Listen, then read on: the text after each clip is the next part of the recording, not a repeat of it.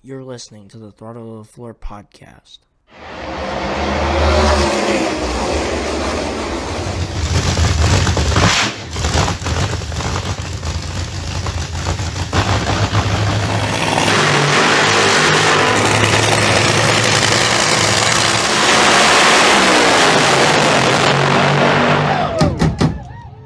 Hey y'all, welcome to today's episode of the Throttle to the Floor podcast. I'm your host, Earnest, here today with my co-host, Evan Sager. Hello, y'all. We're going to jump right in before we get into Las Vegas recap and also Arlington recap, which Arlington for IndyCar was definitely the best race of the weekend for sure. But first, just Alex Bowman. Called it. This is a rough deal. I'm going to say is I called this, and I mean, it's an unfortunate situation, but I did call it, unfortunately. He's going to be out for, 3 more weeks? Yeah. I saw that correctly? Three more races at least, 3 more Cup Series races at Darlington, Martinsville, and then Bristol after the Easter off week with Justin Allgaier replacing him once again in the 48 car. And Bowman is also slated to miss his scheduled O'Reilly Series start in the 88 at Darlington this weekend, and Larson is going to jump back in for him after winning at Vegas in the same car this past week, as we'll get to. Also, Daniel Dye has been indefinitely suspended by NASCAR after making offensive remarks during a live stream towards IndyCar driver David Malukas. He'll have to complete sensitivity training before reinstatement is considered. I don't think he's going to be reinstated. Just another case. I mean, I don't know why this keeps happening. Another case of stupidity is really what it comes down to. Another case of Kyle Larson, as we just mentioned. Kyle Larson, Noah Gragson. Yeah, this is just to name a couple. Bad. Kyle Busch. Yeah. A few times. But getting into IndyCar, the entertainment of the weekend. Literally, because NASCAR, just a preview of what's coming up. NASCAR at Las Vegas was quite the snooze fest. I'm not going to lie to you. As much as I love NASCAR, I turn to the different channel and watch the Bracketology. I'm not going to lie to you. Yeah. I mean, it wasn't the worst racing I've ever watched, but it wasn't good. Yeah, it wasn't. Either. It's not as bad as 550 package, I'll say that. 550 package was good at certain races. Yes, For example, Chicagoland. Okay. That was about it. Yes. But getting into IndyCar, Marcus Ericsson secured his first pole award in 116 starts. He led much of the early part of the race, and then Alex Palou took control, thanks to Andretti having absolutely garbage pit stops all day by everybody. Yeah, Andretti, I don't know what y'all doing over there. Going on? Andretti, do you need some fix-a-flat over there, bud? We need, and Andretti had the 2311 pit crew. Yes. Or never mind, I'm gonna shut up because you'll clap back at me for that one. Go ahead, say it. 2019 Homestead. Yes. 2019 Homestead for both Truex and Hamlin. Yeah. Yeah. Hey, we both suffered. Yeah. So to be fair, I guess that was a burn on both of us, but still, Whatever. horrible pit road. Whatever. But yeah, all those mistakes by Andretti let Polo get out there, and then Will Power, he tried to run long on an alternate strategy. It ended up working out for him. Yeah. But yeah, also a couple guys coming from the back. Scott McLaughlin started dead last after wrecking and qualifying, made it up all the way to 11th, and Scott Dixon made it up to 9th after starting all the way back at 20th, which, granted, Arlington, we talked about it last week, it was definitely different for a street course. I mean, you had a back straightaway almost a mile long, you hit like 190 miles an hour, but still, it's a street race, it's difficult to pass on a street course. I will say I like the layout of the track. I kind of like that miles long pond straightaway, I guess you could say. I mean, just Arlington was what IndyCar street races should be, and just the activation and the fan turnout and the enthusiasm, that's how an IndyCar race should be, yes. Should be, and it was actually rumored that Denver is going to get an IndyCar street race as soon as next year, which my guess is it's probably going to replace Washington because that's just kind of a one-off deal, it seems. But for the most part, most likely, which I would guess is probably similar for like NASCAR in San Diego. But I also think the Denver street course will actually turn out really well, honestly, with the altitude change for one. Oh yeah. And then probably the ups and downs of the hills in that city, from what I've heard. I feel like it kind of depends on what layout they do, honestly, too. Because it could be really good going up hills and stuff with the mountain backdrop, or they could just do it in Empower Field's parking lot. And it's boring. But, True. yeah. But either way, I mean, the altitude will definitely play a factor in that race, no matter what. Yeah, but Kyle Kirkwood, he ran Alex Palou down and passed him with under 15 to go. That daring pass down in turn 14 about gave me cardiac arrest. I can imagine why. Here in a second, we'll talk about. Yes, we will talk about that. Yeah, when Kirkwood completed that pass, I thought, I mean, if Palou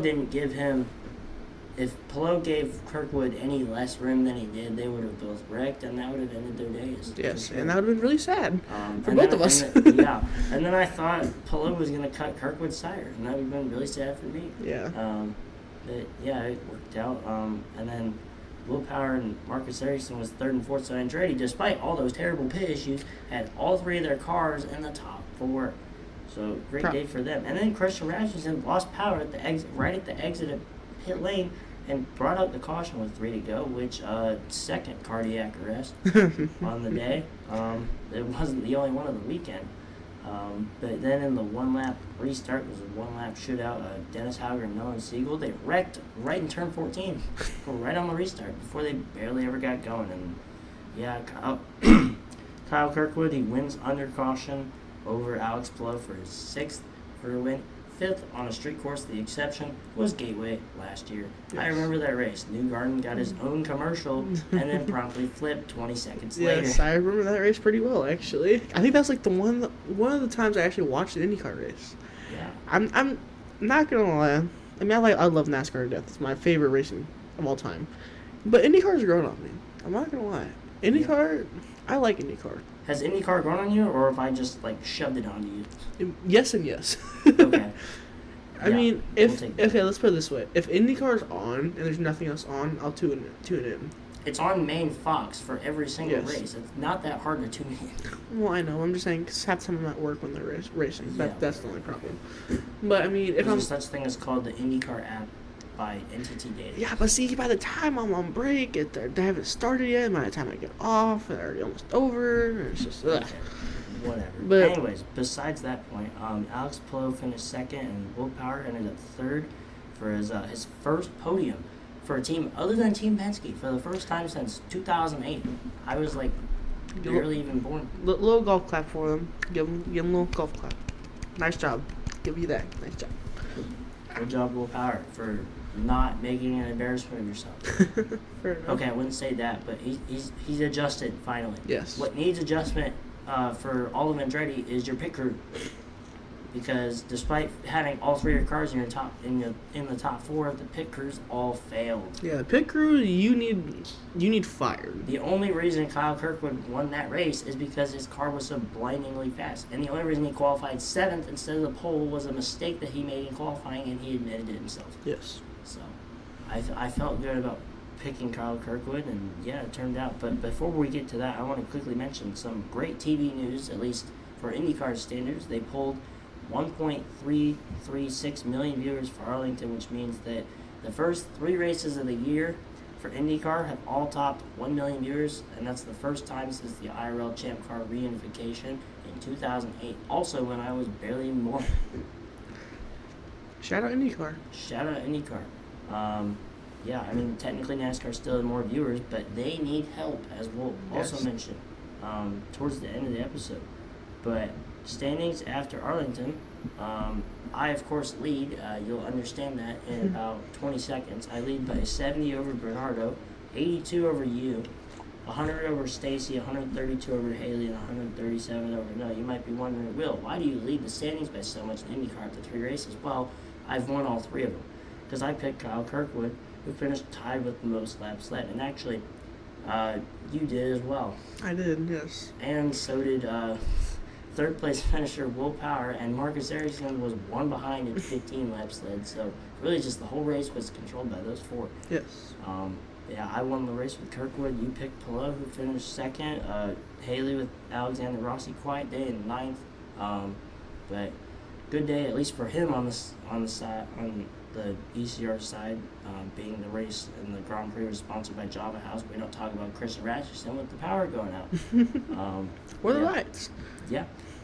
Stacy with McLaughlin finished 11th after starting dead last, as we mentioned. Bernardo with David Malukas finishing 6th. Boy, does that get more uncomfortable to say as we've learned of recent events. It's Daniel Dye. Daniel Dye. Oof.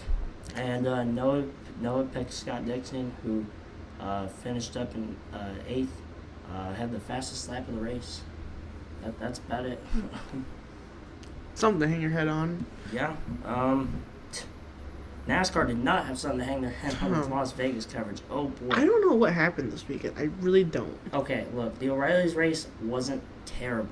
Now, the Cup Series race was really bad. Yeah. But we'll start with O'Reilly's, and I want to start with Sam Mayer.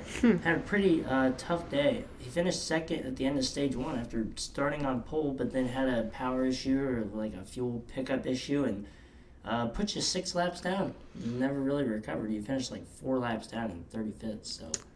Yeah, that takes my O'Reilly's run. Because I feel like if that didn't happen, Sam Mayer really had a shot. Oh yeah, Sam Mayer would have finished top 5 easy. He would have had a shot for this race. I'm not gonna lie. Hey, maybe Sam Mayer could have worked together with Sheldon Creed instead of Sheldon Creed doing things he did later in the race that we'll talk about. Fair point. But getting back to the race, Justin Allgaier, he dominated for the most part in this race, won stage 1 and stage 2. Then the start of stage 3, Chase Briscoe had a bad restart and then got into the wall, got a flat tire, and actually missed pit road due to the cars behind him because he didn't want to cause a stack up. Oh my God, Ty Dillon, take notes. Yeah. Connor Zillage, take notes. Oh my God. Connor Zillage in the Cup race, take notes. Literally. Yeah, and then Allgaier and Jesse Love, they swapped for the lead in stage 3. And then Love, while he was in the lead, had a safety violation due to one of his crew members. Actually, I thought it was his crew chief because one of his crew members was late. But whoever it was, they fell over the wall trying to get the tire. And yeah, got a safety violation from the lead. So ended up in the back, but managed to come back and finish 6th. But yeah, and then like for a minute, it looked like Corey Day could have won this race. Oh my God. As he passed Taylor Gray with the lead for 59 to go. It was the first laps that Corey Day led in his O'Reilly Series career. Golf clap. For once, Corey Day did not actually wreck everybody. He didn't turn to Austin Hill. Nor was Austin Hill. It was actually Sheldon Creed today. Oh my God. He cut into Taylor Gray and wrecked him from 2nd right at the entrance of turn 3. Why would you make contact or pack the air on him right at the entrance of turn 3? What did you think was going to happen? The question we may never know. It's not like there was 2 to go or was 59 or there wasn't 59 to go, but like there was still plenty of laps to go, but just A question that may never be answered. I guess. And then on the restart, it was pretty crazy from like 4th back to 12th. I was on the phone with Haley, and she's like, "What's happening?" And I'm like, "You should have been here to watch it." I'm like, you should have just turn on the TV. You'll understand. Yeah, something, but Corey Day, he briefly took the lead back, and then he started dropping like a rock, and looked like he was gonna wreck about 40 times because he had that thing sideways, and it's like, you're driving in the O'Reilly's race, you're not driving a high limit sprint car, as he also was doing that weekend. Yeah, almost came in cardiac arrest like 4 times. He was getting some practice in. I guess, apparently. And then Briscoe, despite having a flat tire earlier, was able to thread through lap traffic to pass Sheldon Creed for 2nd. He tried to run down Larson in the 88, but to no avail. Kyle Larson, he hanged on to win the O'Reilly Series race at Las Vegas, his 2nd O'Reilly Series win in Vegas, his 18th career O'Reilly Series win. Briscoe finished 2nd, Creed 3rd. Allgaier 4th after sweeping the stages, and Sammy Smith rounds out the top 5. Golf clap. And that's about where the fun ends. The Cup race. Why was it so boring? But before we get to the Cup race and why it was so boring, if I can scroll my laptop down. We're about to start talking points for the viewers that can't see. Yeah, Stacy now leads Bernardo by 3 points and me by 10 points, so pretty tight at the top of the O'Reilly Series standings, and I guess it's pretty tight at the bottom of the O'Reilly Series standings as Evan, you're 108 back, Noah's 110 back and Haley's 112 back. So to me, I wouldn't look at it as you're 100 points back. I'd look at it as the battle for fourth place in points is separated by 4 points. Yes. That's how I'd look at it. And hey, you're better than all of me in the truck series. If Sam Mayer doesn't have that issue, I feel like I'd be probably 70 points back. Roughly. Yeah, probably something like that. Or if he would have won, it'd be completely different. Yeah, we would be talking a whole different ball game. Yeah, a whole different ball game.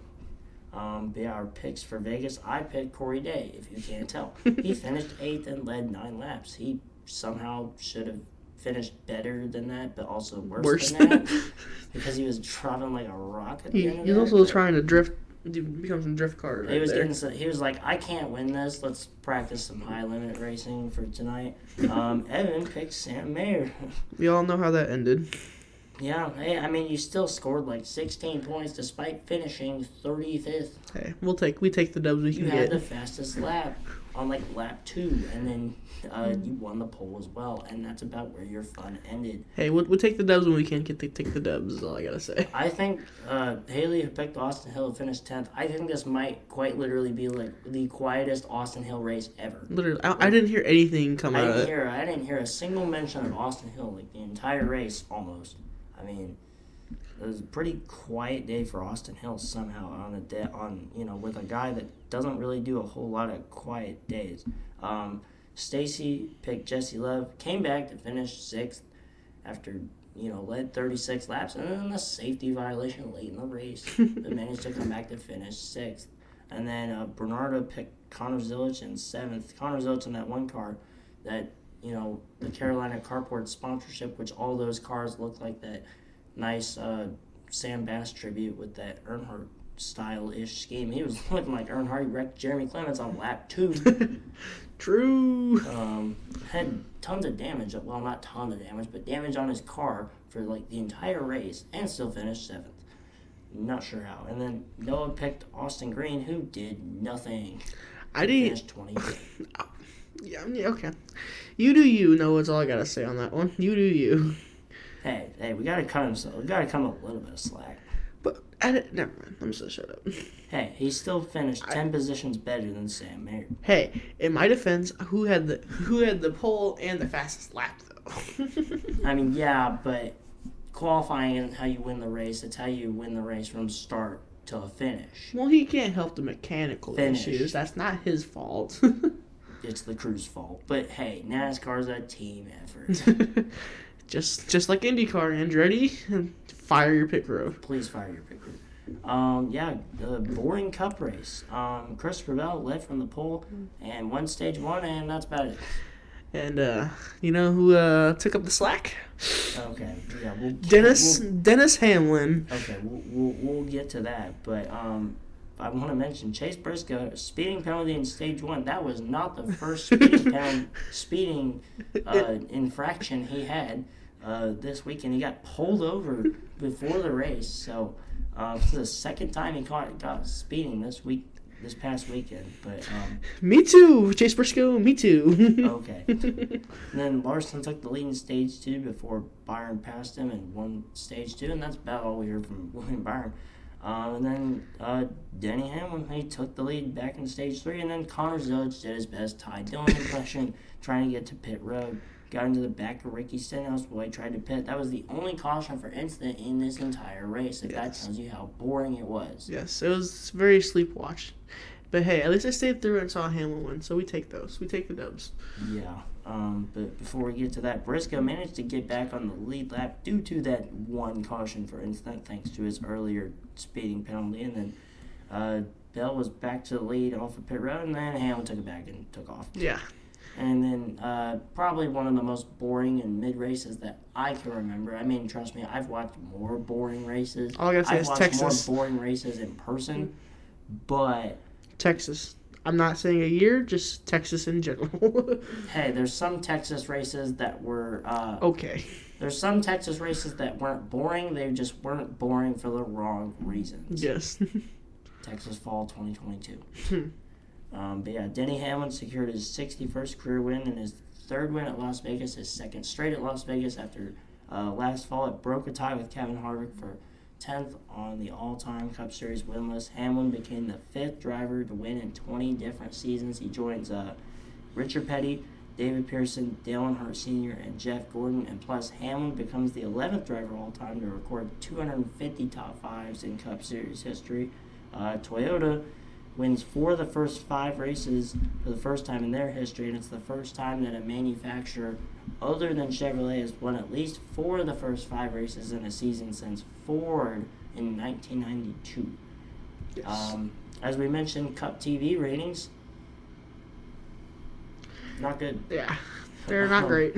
Not great. 2.771 million viewers, which, oh yeah, sure, it's better than IndyCar, and IndyCar was on main Fox, and Cup was on cable on FS1. Who cares? Well, I mean, some people cared, but whatever. But it was still down 8% from 3.011 million viewers from last year's race. So, yeah, I mean, the only thing I can think of is the March Madness brackets were coming out, so it didn't help a little bit, but still, it's not great numbers. Even considering it's on FS1, that's still not great numbers. Yeah, I mean, and they try to say, oh, it's similar to normal F1 viewership, or not F1 viewership, FS1 viewership. Excuse me, but just it's still down 8%. Down is down. Yeah.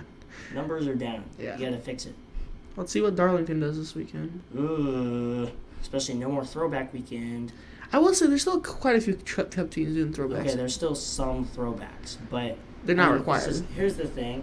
It's like, I love that some teams are still doing throwbacks, but what almost demoralizes me even more is when, like, for example, Carson Hocebar is doing that great, early 80s Earnhardt throwback, but McDowell and Suarez are doing nothing. Yeah, it's like you either do every car on your team or nobody. Yeah, I don't quite get that part. And it's like, they try to say, oh, throwback weekend kind of ran its course. Here's the thing. It's like NASCAR suggested that it was required. Mm-hmm. Like, just require it. Like, at least, like, if the sponsors want to complain, at least do it to where it's like Cindrix from last year, where it was still the regular Freightline logo, but on top of the Earnhardt throwback, you know? Like, at least that. Like, if everybody runs a throwback, then it feels like you have more of a vibe. And also, it doesn't help that, how should I put this? It's not a requirement, number one. Also, it's not a Mother's Day weekend anymore. Yeah. I feel like that was kind of, and I feel like it's also kind of lost its novelty to it, if that makes sense. Don't get me wrong, I love the throwback schemes. I love them to death. But, as you said, I mean, it kind of has run its course. Don't get me wrong. We've been doing, what, for longer than that. It's been since 2015. Yeah, so 11 years almost. It was the Southern 500, and then they moved it to the spring race. Honestly, they should have just kept it at the Southern 500 and not brought back the spring race. I don't get why they did that. The spring race might be gone after this year, to be honest. They might put Rockingham on the schedule. And I wouldn't be mad at that, honestly. Darlington, it's got its moments. It's called Lady in Black for a reason. But I feel like one race a year is perfect for it. One race at Darlington is that's just what it feels right to me. Yeah. Anyways, and honestly, a lot of tracks on the schedule. One race feels right. For example, Pocono. Never mind. Sorry. Pocono's been at one race. Yeah, I don't know why I said Pocono. Don't mind that. Bristol. Yes and no. Bristol. Okay, sometimes the spring race is good, but a lot of times the spring race is bad. Yes, they ran it on dirt for 3 years to try and fix it, and it didn't really. It didn't do anything. But it didn't really work. No. I mean, there's only a select few that have two, which I'm okay with. Daytona, Talladega, Kansas, Las Vegas has its moments. Las Vegas is iffy. Phoenix. But to be fair, Vegas started out as a spring race, and then, Las Vegas started out as a spring race, and then ended up as just, they added the fall race, but yeah. I don't know. I feel like Vegas for now is fine at 2, but yeah, that's me though. But our new standings for Las Vegas, Stacy leads me by 31 points, Bernardo by 60, Haley by 88, Noah by 111, and Evan by 119. So if you want to go back-to-back at championships, you got some work to do. Yeah, because what's funny is, okay, we'll talk about our picks. Yes, I picked Ty Gibbs. He did finish 5th. I'll give him some credit. I should have picked Hamlin. I should have trusted my gut. And now you can't even pick him next week. I know. It sucks. I I really guess was this weekend for well, Arlington. yeah, technically now because it's Tuesday, but I really was gonna pick Hamlin too. Something told me in my gut, I'm like, man, I should pick Hamlin, but I'm like, I already did it last week. I'm like, I don't think he'll be that. I mean, yes, he won the previous week, but that was different circumstances, a lot different. Lock yourself into the championship at 4 if you win. So I feel like that was different, and I picked Ty Gibbs because I mean, like he's showing real potential. As much as I hate to say this, I think he's gonna get his first career win this year. Maybe. If he keeps running how he's running currently right now, I think Big if. yes. If it depends on how he gets to the summer months. That's when he starts to fall apart. Huge if. That's when he starts to fall apart. Is when we get to the summer. Where do you think he could win if he's going to win? I think he's gonna win either intermediate track or short track. I feel like Bristol is a good shot for him. I feel like Michigan is a good shot for him. I feel like maybe Pocono if his engine doesn't explode and turn into chocolate milk again. That too. I would say those three are probably his best options, or Super Speedway, because anything could happen. I was going to say Indy for a hot second because of the in-season challenge, but then I'm like, no. No, there's no way. Nah. I mean, Bubba, I don't know. Bubba Wallace had a good car at Indy, trust Yes. me. He had a good car. I mean, he managed to stretch it through that overtime. So, yeah, that was a great win. Yes, all around. I was there, and, when they said on social media, they were chanting, "Bo, bo, bo," like, that was real. Yes. That was real. I was right there. He's like, I can confirm this accurate information. Like, those social media posts showing, like, the victory podium and stuff, and when, like, I was just outside that frame. Yeah. Like, I swear. Yeah, our picks for Vegas. I picked Larson, who finished 7th, basically turned into Corey Day in Stage 3 from the O'Reilly's race. Led laps, and then he fell off on that last run. He disappeared. Fell back to 8th, but then repassed Briscoe for 7th towards the end. Evan, as you mentioned, you picked Ty Gibbs finishing 5th. Somehow Ty Gibbs is running good. I don't know how. I don't either. I don't know. Does it have something related due to the ongoing lawsuit? Maybe. We'll never know. Well, not yet. That's like the hearings and stuff. They're trying to push it more towards the end of March. So, Martinsville weekend. Future episode. Future episode, maybe. Depends on how interesting it gets. Depends on how crazy it may or may not get. But yeah, Haley picked Logano, finished 15th. Even year Logano has not showed up yet. Yeah. Besides Brian Blaney, where has Ford been? Really? That's a good point. Well, RFK was pretty good. Okay. RFK is kind of there. Yeah. Busher is pretty there. Keselowski, not so much. I mean, he has his moments. Keselowski finished up there in Vegas, but I mean, he's still recovering from his broken leg, so we kind of got to give him some slack. And Prix, he's been running all right, and he won the Clash. Yeah. So we'll give them. Busher though has been running pretty well. I'll give. Here's the thing: the true eye test for me is this week at Darlington. Busher has been overdue for a couple of years for that Darlington win, and Prix has a capability, especially since getting to RFK, he has a capability to win almost anywhere, just pop off and crank off a top 10 or a top 5, and of course Brad, his last win was almost 2 years ago, and it came at Darlington. I forgot about that. It's been like 2 years basically, so I forget that he did win that Darlington race. Yeah, and that was the race where Reddick and Busher got together. Oh yeah, that is the okay. Yeah, I remember that now. Damn, that's almost 2 years ago. Yeah, so that to me that's the eye test for RFK. At least RFK, not necessarily Ford, but like if Ford's still struggling like this by Michigan in June, they're in trouble. And I say Michigan because it's Ford's backyard. Yeah, it's their home track. Yeah. If they don't perform well, they have problems. If they don't perform well there, they have problems. They might barely get any entries into the chase. Yeah, Ryan Blaney's been the only bright spot besides Busher and like Blaney, a little bit of Busher, a little bit of Prix, and Keselowski has flashes. I wouldn't say it's been consistent. It's been flashes. Yeah, just a little, just Blaney and a little bit of RFK. Yeah, that's about it for Ford so far. Yeah, I don't know where Logano, Cindric's been. I don't know where Barry's been. I mean, like. Oh yeah, Barry. was not able to follow up his win from last year. Yeah. Not even close. I still don't know how he won that race last year. That is still mind-boggling to me. It's just some Vegas luck, just house money, I guess. Yeah, I guess. Yeah, Stacy was the big winner. Picked Hamlin, who led half the race and had the fastest lap. Just Domination. Regrets from a Hamlin fan not picking Hamlin. Yes. The withdrawals. Withdrawals, yeah. Hey, we've both had stronger. We've been there. We both have been there. We've been there. Bernardo picked Bell, who finished 4th, led 31 laps, led from the pole. Tried to take the lead back late, and then Hamlin had the best car, just powered around and lay on that restart and took off. I will say, I know we're about to talk about the finishing, but Chase Elliott.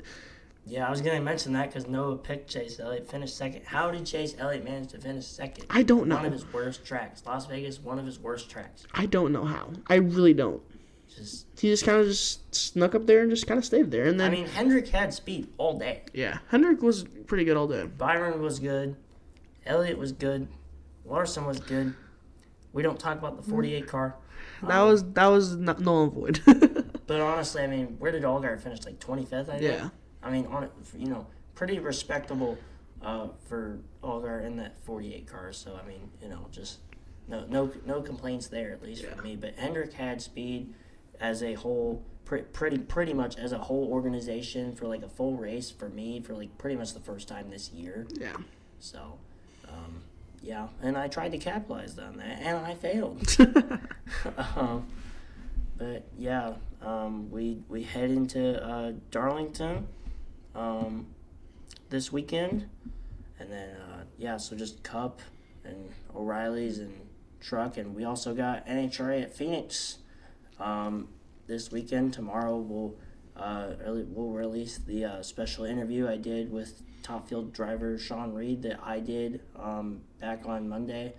It's like almost basically the same length as a normal episode, but we talked about his big Seattle crash from last year, and we talked about NHRA too. They bought a bunch of stuff, as we talked about a bunch back in the off season.